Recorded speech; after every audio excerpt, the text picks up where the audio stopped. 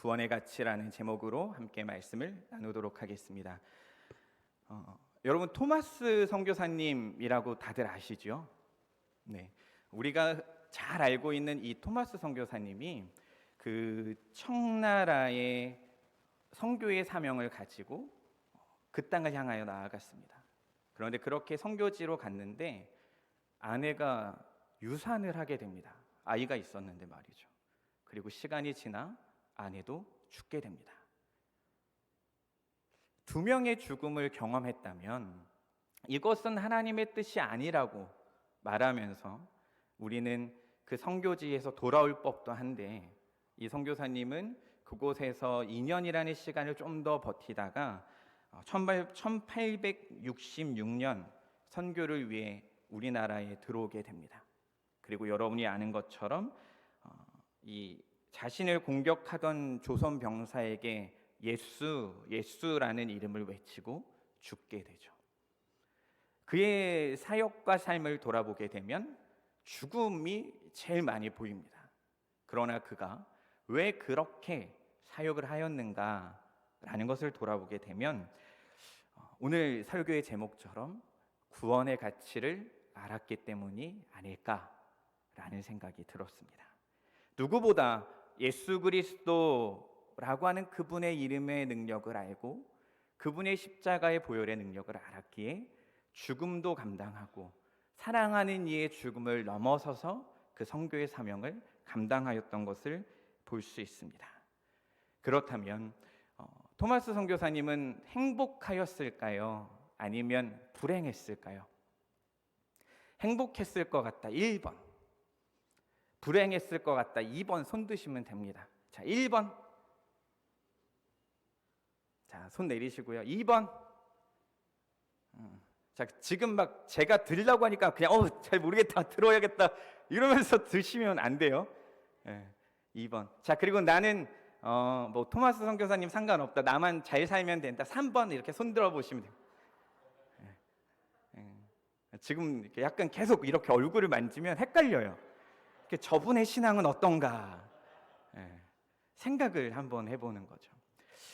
그러니까 우리의 신앙, 우리가 살아가는 삶, 그리고 이 삶을 통하여 보여지는 우리의 행동들을 보면 그 사람이 어떤 가치로 삶을 살아가는지 보여집니다. 오늘 우리가 읽은 이 베드로 전서는 이방인 그리스도인들이 이 소아시아 지역에 흩어져 살다가 고난받고 핍박받고 어려워하는 것을 알고 베드로라고 하는 사도가 편지를 보낸 내용입니다. 그런데 그렇게 편지를 보내는 1장의 서두 이 인사말 가운데 제일 많이 나오는 단어가 이 구원이라는 단어입니다. 그래서 5절, 9절, 10절 계속 구원에 관해 말합니다. 핍박받고 고난받고 어려워서 칭얼칭얼 거리는 성도들을 향해 베드로가 묻고 있는 겁니다. 힘들고 어렵습니까? 그렇다면 여러분의 구원의 가치는 어느 정도이십니까? 라고요. 힘들고 어려운 사람에게 어르고 달래기보다 지금 정확하게 묻고 있습니다. 당신이 생각하는 구원의 가치는 어느 정도냐는 질문입니다. 오늘 우리가 한 절 한 절 말씀을 돌아보면서 이 구원의 가치가 어떠한가, 나는 그 구원의 가치를 어떻게 생각하고 있는가 함께 돌아보길 바랍니다. 우리 함께 10절 말씀 함께 읽어볼까요? 10절입니다. 시작. 이 구원에 대하여는 너희에게 임할 은혜를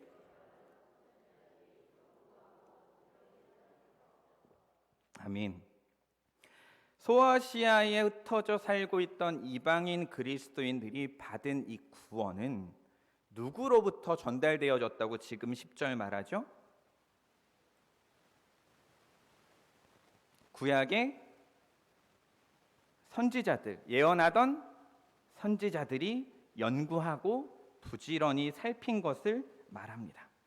하나님은 하나님의 이 구원은 구약의 선지자들로부터 그리고 신약의 제자들에 이르기까지, 그리고 종교개혁자들을 통해, 그리고 수많은 선교사들을 통해 지금 저희에게까지 왔습니다. 우리가 받은 이 구원의 계획은 돌발적인 것일까요? 계획된 것일까요? 계획된 구원입니다. 그렇다면 핍박받고 고난받고 있는 베드로 전설을 받고 있는 소아시아에 흩어진 그 사람들의 구원은 돌발적인 것일까요? 계획적인 것일까요? 계획적인 것입니다. 구약의 선지자들이 고백했었던 이 복음, 그리고 예수 그리스도를 향한 이 예언 또한 계획적인 겁니다. 지금 베드로는 핍박받고 고난받고 어려워하는 이들에게 말하고 있습니다. 당신들의 구원은 돌발적인 것이 아니라 계획적인 것이라고. 우리가 받은 구원은 계획적인 구원이라고. 그러니 당신들이 받은 아픔과 상처를 모두 누가 아시고 계신다는 말이죠? 하나님이 아시고 계신다는 말입니다. 베드로는 이렇게 말하고 있습니다. 그 구약의 선지자들이 연구하고 부지런히 살핀 복음을 통해 당신들은 구원을 받은 거라고요. 하나님께서는 구약 시대 때부터 성령의 역사를 통해 사람들을 감동시키고 시간을 초월하신 그분께서 구약에서부터 지금에 이르기까지 구원의 역사를 이끌어가고 계십니다. 너무 놀랍지 않습니까? 내가 구원받아야 할 만한 사람이어서 구원받은 게 아니라 하나님의 계획과 하나님의 택함 가운데 있었다는 겁니다. 이것이 핍박받고 고난받고 어려운 이들이 꼭 기억해야 하는 구원의 시작, 구원의 길이라는 것이죠. 여러분, 우리가 살아가고 있는 인생을 돌아보면 때론 나에게 있는 구원이 믿어지지 않을 때가 있습니다. 어떻게 여러분 다 잘 믿어지십니까? 그 구원의 놀랍고 위대하고 완전하며 그 기쁨이 조금씩 느껴질 때마다 저는 이게 내가 받을 만한 게 아닌데라는 생각이 듭니다. 우리는 구원을 받을 만한 가치적 존재가 아니라는 겁니다. 동의가 좀 되십니까? 저희 아이들이 질문을 할 때 제가 꼭 하는 예화 중에 하나가 있는데, 하나님이 얼마나 위대하시냐, 하나님이 정말 우리를 다 알고 계시냐, 이 류의 질문들을 할 때마다 하는 얘기입니다. 개미가, 저기 지나다니는 저 개미가 나를 알 수 있을까? 라고 물어보죠. 그럼 그 개미가 나라는 존재는 인식할 수 있지만 제가 무엇을 좋아하고 제가 무엇을 싫어하고 제가 무엇에 힘들어하고 제가 무엇에 기뻐하는지는 모를 겁니다. 왜요?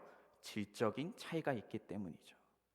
그러나 전능하신 하나님이, 전능자이신 그분이 우리를 구원하시기 위하여 인간이 되시고, 인간이 되신 것도 모자라서 그 갓난 아이로 태어났습니다. 그 갓난 아이로 태어났다라는 건 민망스럽게 엄마인 마리아가 계속 기저귀를 갈아야 됐다는 그 사건입니다. 놀랍지 않습니까? 저는 아이를 키우면서 깨달았습니다. 예수 그리스도의 첫 번째 수치는 이 기저귀를 갈 때이지 않을까. 하루에도 몇 번씩 그 수치스러움을 느끼지 않았을까. 우리와 질적으로 다른 그분이 우리를 구원하시기 위하여 그렇게 오신 겁니다. 그런데 피조물인 개미와 우리도 그렇게 질적으로 다르다고 말하면서 우리는 예수 그리스도가 나에게 오셔야 하고 나의 구원을 위해서 십자가에서 죽으셔야 된다는 건 너무 마땅하게 여깁니다. 그리고 구원의 가치가 너무 자연스럽다고 생각합니다. 여러분, 생각하시길 바랍니다. 우리는 구원받을 만한 마땅한 존재가 못 됩니다. 이것이 우리에게 시작되어야 구원의 가치가 얼마나 큰지를 알 수 있습니다. 구약의 선지자들은 우리에게 이루어지는 이 구원의 역사, 복음의 가치, 메시아가 어떤 분인지를 이야기하기 위하여 열심히 연구하고 예언하였습니다. 지금부터 그 이야기를 이사야에서 잠깐 찾아볼 건데 함께 이사야로 잠시 넘어가 보도록 하겠습니다. 이사야 7장 14절입니다.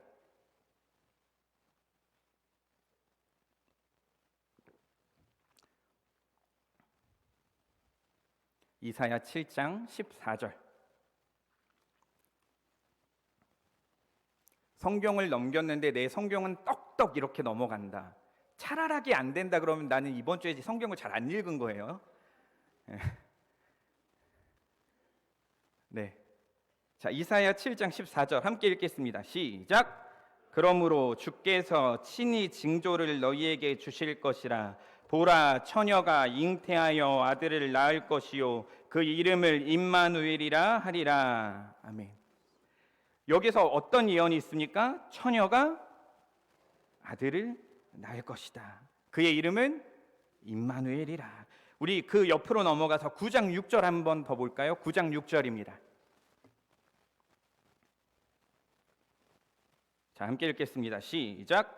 이는 한 아기가 우리에게 낳고 한 아들을 우리에게 주신 바 되었는데 그의 어깨에는 정사를 메었고 그의 이름은 기묘자라 모사라 전능하신 하나님이라 영존하시는 아버지라 평강의 왕이라 할 것임이라. 아멘. 메시아이신 이분은 우리 가운데 어떤 모습으로 오신다고요? 아기의 모습으로 태어날 것이라고 말합니다. 그러나 이 구약의 선지자들은 그분이 누구이며 언제 태어날지는 잘 몰랐습니다. 그래서 다시 베드로전서로 넘어와서 1장 11절 우리에게 이렇게 말합니다. 우리 11절 함께 읽겠습니다. 시작. 자기 속에 계신 그리스도의 영이 그 받으실 고난과 후에 받으실 영광을 미리 증언하여 누구를 또는 어떠한 때를 지시하시는지 상고하니라. 아멘. 구약의 선지자들은 알았습니다. 성령을 통하여 어떤 분이 오실 것인지를 상상했습니다. 연구하였고 예언하였습니다. 그런데 그 메시아가 누구인지 언제 오시는지는 몰랐습니다. 그리고 이 11절을 보면 상고했다라고 하는 단어가 등장합니다. 살펴보면 알아봤다 정도로 볼 수 있겠죠. 그러나 이 상고했다라고 하는 용어의 원어를 살펴보면 다양하게 해석이 될 수 있는데 이런 느낌입니다. 강아지가 먹이를 찾기 위해 코를 벌렁벌렁 거렸다. 그리고 군인들이 특별히 수색을 하기 위하여 샅샅이 찾았다. 법정에 섰던 검사가 사건을 조사하듯이 철저하게 찾아냈다. 이것이 어떤 의미라고요? 상고했다 라는 의미입니다. 이들은 철저하게 조사했습니다. 철저하게 샅샅이 찾아봤습니다. 어떤 것이 하나님의 뜻인가. 그리고 그 지식과 지혜를 전하고자 노력했죠. 그러나 이 구약의 선지자들은 자신의 지식을 넓히기 위하여 연구한 것이 아니었습니다. 자기 속에 계신 그리스도의 영, 성령을 통해 성령님이 원하시는 것, 성령님이 지시하시는 것대로 연구하고 예언했다라는 것이죠. 아멘이시지 않습니까? 놀라운 일이죠. 구원을 받을 만한 가치가 없는 우리들이 하나님의 택함을 받고 특별히 선지자들은 그 택함 가운데 그 복음을 예언하는 자로 빛 대신 예수 그리스도의 그림자가 무엇인지 설명하는 자들로 택함을 받고 그것을 연구하고 그것을 선포했다는 겁니다. 그들에게 핵심은 성령이 뜻하시는 대로 연구하고 가르치고 상고했다는 것이죠. 아이들을 키워보니까 유치원을 갔다 오고도 그리고 학교를 갔다 오고도 이런 노래를 부릅니다. 아름다운 이 땅에 금수강산에 단군 할아버지가 터를 잡으시고 홍익인간 뜻으로 나라를 세우니 대대손손 훌륭한 인물도 많아 고구려 세운 동명왕 백제온조왕 아래서 나온 혁거세. 제가 이 노래를 부를 때마다 아이들한테 말합니다. 야, 참 아래서 나온 사람이 대단한가 보다. 노래까지 만들고. 이 나라의 시작이 누군지 잘 모르겠다. 이 노래를 살펴보니까 이렇습니다. 1990년 12월에 어린이가 어떠한 역사적 의식을 가져야 하는지를 살펴보기 위해 어린이 역사 노래 만드는 모임이 생겼고 1991년 1월에 이 노래가 발매가 됩니다. 그리고 목표는 어린아이들에게 역사의식을 고양시키기 위해 이 한국을 빛낸 100명의 위인들을 부르게 한 거고 아직도 불려지고 있습니다. 자, 그렇다면 구약의 선지자들이 이야기하는 메시아, 구약의 선지자들이 이야기했었던 임마누엘이라 말하며 기묘자라 모사라 말했던 이런 류의 예언들, 이 한국을 빛낸 100명의 위인들의 노래와 같이 그냥 유대인의 역사적 의식을 고양시키기 위한 그 구원이라고 하는 프레임 가운데 복음을 설명하고 있는 유대인만을 위한 이야기일까요? 그렇지 않죠. 그렇지 않습니다. 성령님을 통해, 천지를 창조하실 때부터 계셨던 성령님을 통해 지금 2023년 오늘도 주관하시고 역사하시는 성령님을 통해 계속적으로 가르쳐지고, 계속적으로 가치가 있고, 계속적으로 우리에게 생명을 주고, 계속적으로 우리에게 실제적인 사건으로 나타나며 계속적으로 우리를 변화시키는 사건이 구원이라는 것이죠. 우리가 받은 구원의 가치가 이런 것입니다. 성령님은 구약의 선지자를 통해, 그리고 신약의 제자들을 통해, 그리고 종교개혁자들을 통해, 수많은 선교사들을 통해 지금 현재 우리에게 이르기까지 이 구원의 가치를 가르치고 있습니다. 그 핵심은 바로 성령님이 일하시는 거다라는 거죠. 여러분, 우리에게 받은 이 구원은 너무나도 놀라운 겁니다. 함부로 생각할 만한 가치가 아니라는 겁니다. 베드로후서 1장 20절 21절에 이렇게 말합니다. 먼저 알 것은 성경의 모든 예언은 사사로이 풀 것이 아니니 예언은 언제든지 사람의 뜻으로 낸 것이 아니요 오직 성령의 강동하심을 받은 사람들이 하나님께 받아 말하는 것임이라. 아멘. 모든 예언은 성령의 감동하심으로 됩니다.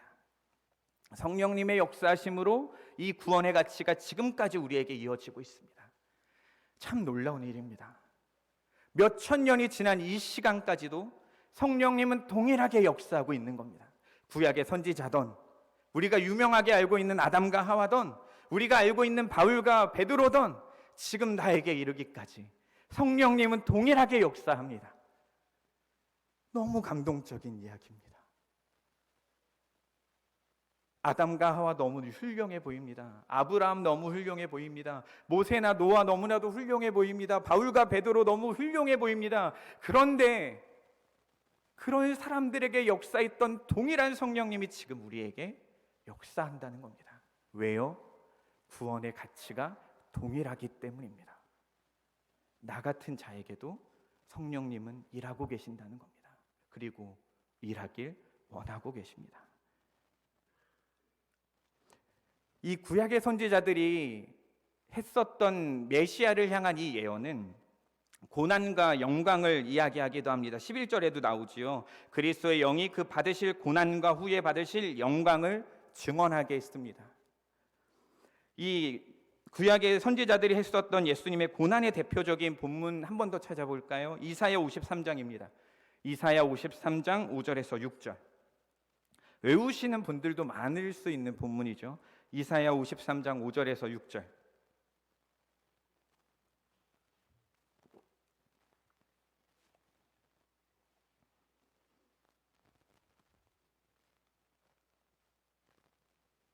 이사야 53장 5절에서 6절 함께 읽겠습니다. 시작. 그가 찔림은 우리의 허물 때문이요 그가 상함은 우리의 죄악 때문이라. 그가 징계를 받음으로 우리는 평화를 누리고 그가 채찍에 맞음으로 우리는 나음을 받았도다. 우리는 다 양 같아서 그릇 행하여 각기 제 길로 갔거늘 여호와께서는 우리 모두의 죄악을 그에게 담당시키셨도다. 아멘. 아멘이죠. 예수님이 우리를 위해 고난 받으셨습니다. 찔리셨고 상함 받으셨습니다. 징계를 받았습니다. 내가 받아야 할 그 징계를 대신 받으셨습니다. 내가 받아야 할 그 진노를 대신 받으셨습니다. 우리 때문입니다. 우리를 위해서입니다. 우리가 짊어져야 하는 죄의 무게를 온전히 예수님께서 담당하셨습니다. 구원의 가치에 한 가지 제일 큰 축은 예수 그리스도의 이 고난입니다. 나의 죄를 대신 지신 예수 그리스도의 고난. 그리고 또 한 가지 구원의 가치에 한 가지 가치는 무엇이냐면 예수 그리스도의 부활과 영광입니다. 시편 16편 9절에서 10절 찾겠습니다. 시편 16편 9절에서 10절입니다. 자, 오늘은 여기까지만 찾을 거니까 조금 더 힘을 내서 찾으시길 바랍니다. 일주일 동안 성경을 안 읽으면 주일이라도 이렇게 한번 뒤집어 봐야 됩니다. 성경에 먼지가 안 쌓이게. 시편 16편 9절에서 10절. 시편 16편 9절에서 10절. 한번 함께 읽겠습니다. 시작. 이러므로 나의 마음이 기쁘고 나의 영도 즐거워하며 내 육체도 완전히 살리니 이는 주께서 내 영혼을 수월에 버리지 아니하시며 주의 거룩한 자를 멸망시키지 않으실 것임이니이다. 아멘. 예수님의 부활을 매우 구체적으로 묘사하고 있습니다. 주의 거룩한 자이신 예수님은 썩지 않고 부활하실 겁니다. 수월에 버려지지 않고 주의 거룩한 자를 멸망시키지 않으실 겁니다. 예수님이 부활하셨던 것처럼 우리도 부활하게 하실 겁니다. 우리가 아무리 고난이 있고 우리가 아무리 핍박이 있어도 우리에게는 부활과 영원이 있기에 구원의 가치는 우리에게 큰 힘이 되어지는 겁니다. 오늘 본문의 베드로는 이야기합니다. 구원의 가치가 어디 있냐고 물어본다면 예수 그리스도의 고난과 예수 그리스도의 부활에 있다. 예수 그리스도의 피 흘림과 예수 그리스도 부활에 있다. 이것이 나에게 핵심이 되어지지 않으면 구원의 가치는 누려질 수 없다. 구원의 주체가 되시고 복음의 핵심이신 예수님이 언제 어떠한 모습으로 오실지는 이 구약의 선지자들은 몰랐습니다. 그러나 성령님께서 계속 가르치셨습니다. 이것을 전하라고 말이죠. 구약의 선지자들에게 이런 것을 알려주신 성령님께서는 이제는 소아시아에 흩어져 살고 있는 핍박받고 고난받고 있는 성도들을 향해 말하고 계십니다. 너희들이 받은 이 구원은 태초 전부터 계획된 구원이라고.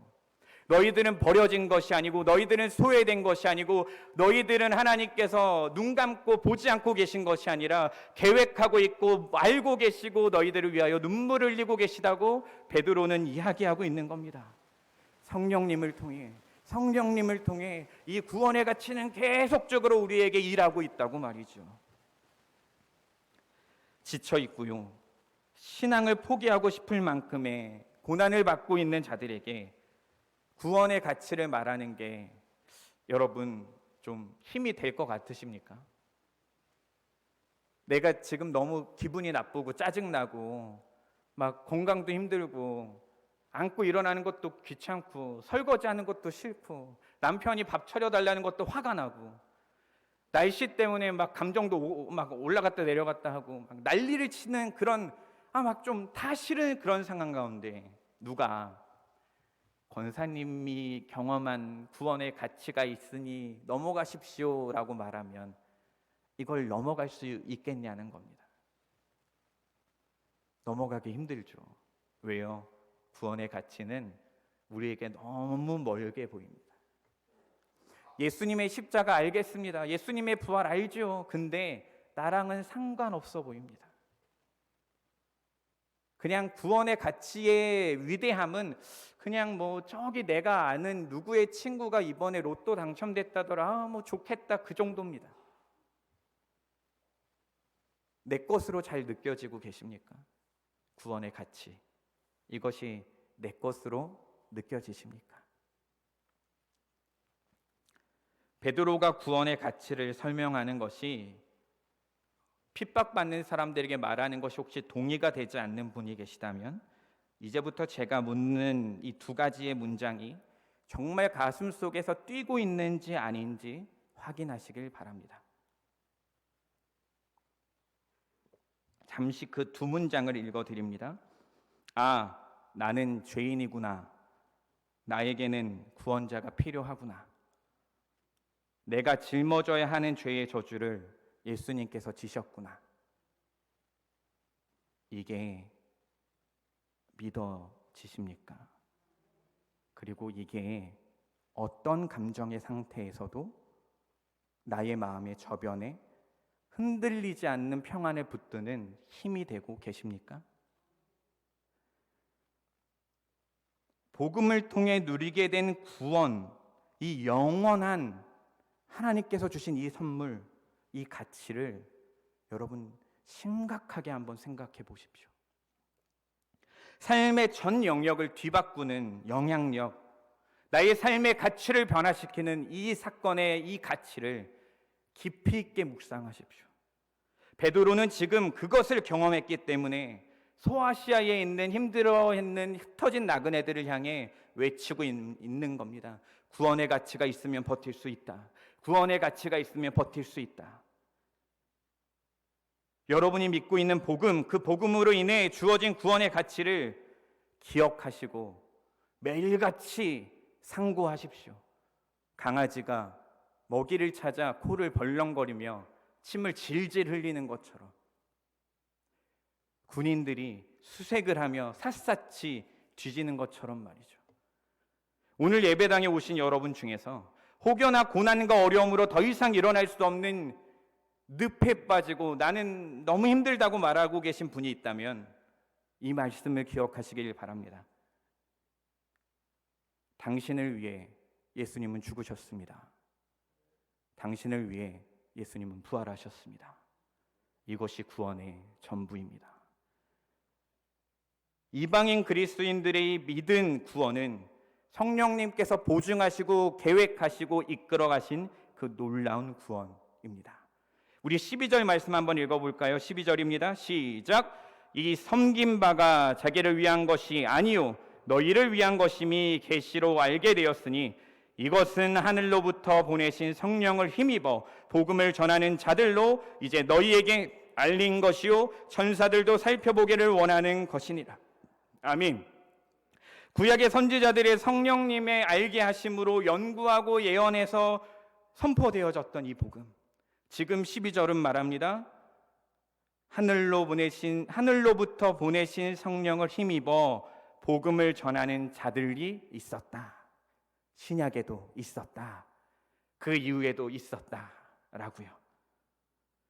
그렇기 때문에 구약의 선지자들과 신약의 복음을 전하는 자들의 예언과 이 선교 사역은 지금까지 이어졌습니다.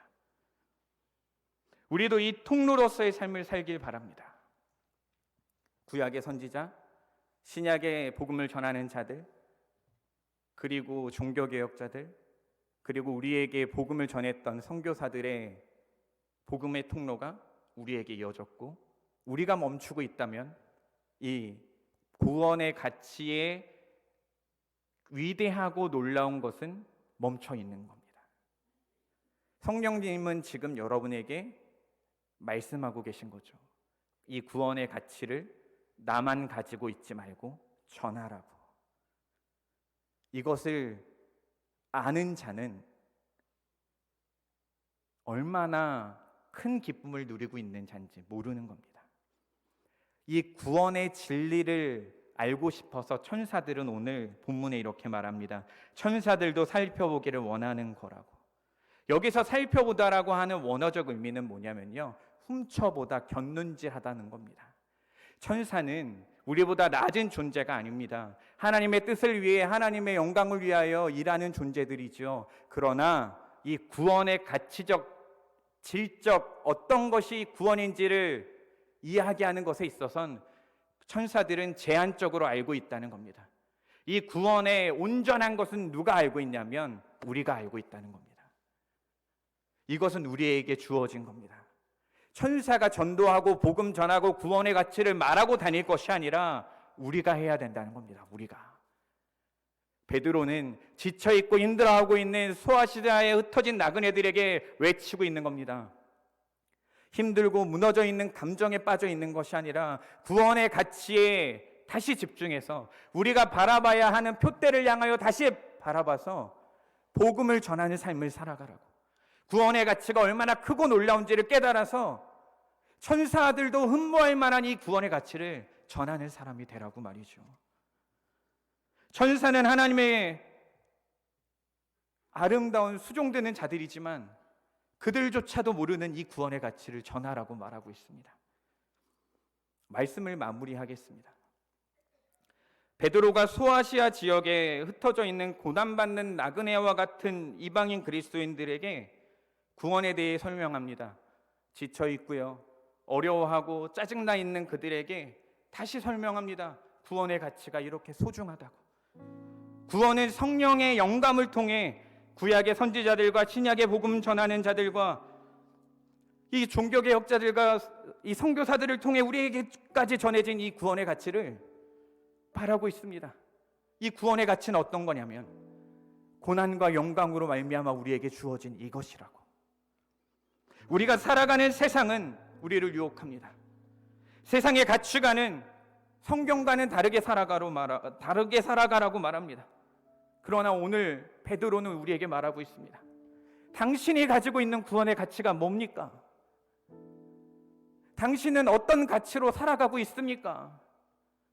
성령님께서 구약의 선지자들로부터 신약의 복음을 전하는 자들에게, 종교개혁자들에게, 그리고 선교사들에게 이르기까지 우리에게 준 그 구원의 가치를 당신들은 기억합니까? 그 성령님은 오늘도 동일하게 우리에게 말씀하십니다.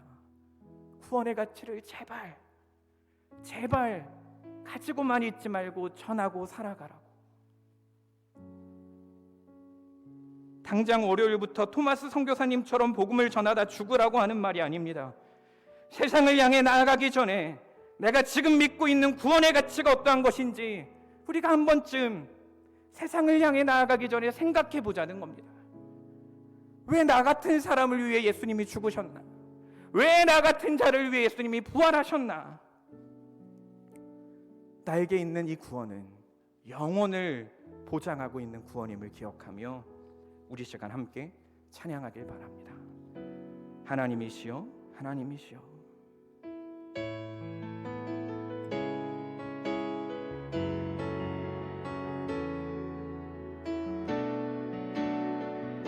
우리의 구원자 되신 하나님을 찬양합시다. 하나님이시여, 하나님이시여, 하나님이시여. 주는 나의 하나님이시로다.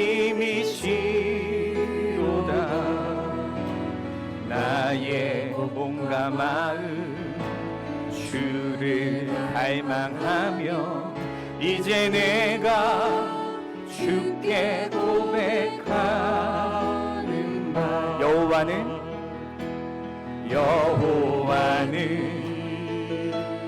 나의 빛이요, 여호와는 나의 구원이시니, 나의 구원이시니 내가 누구를 두려워하리요. 여호와는 생명의 피난처시니 주의 인자가 생명보다. 아멘. 내 입술이 여호와를 찬양하리. 내 평생에 주를 찬양하며 주의 이름으로 내 손, 주의 인자가, 우리 손을 들고 주님을 찬양합니다. 주의 인자가 생명보다 나음으로 내 입술이 여호와를 찬양하리. 나의 평생에